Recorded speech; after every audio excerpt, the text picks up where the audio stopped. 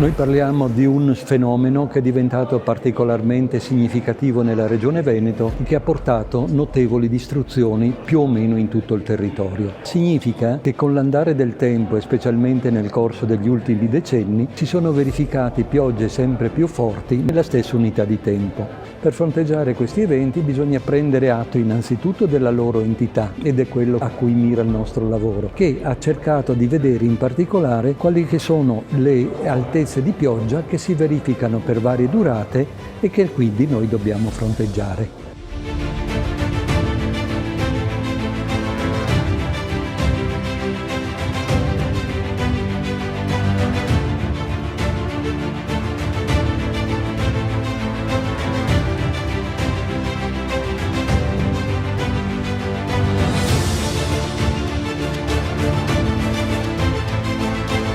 Un convegno per affrontare il tema dei cambiamenti climatici, che è una delle sfide più importanti che l'umanità si trova ad affrontare, che necessita di una visione globale e di investimenti di lunghissimo termine, ma che impone anche delle misure nell'immediato.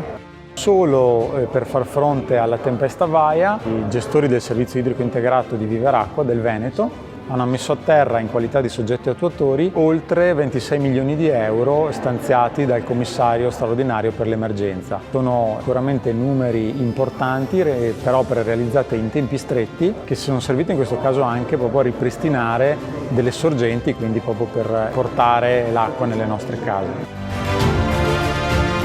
Sono state evidenziate in questo convegno tutte le opere che sono state messe in campo da tutti i vari soggetti, a iniziare dalla Regione, per mitigare gli effetti dei cambiamenti climatici, bacini di laminazione, opere idrauliche, insomma di tutto di più, e questo sottolinea il fatto che non siamo all'anno zero, c'è ancora molto da fare, ma che la strada intrapresa è quella corretta.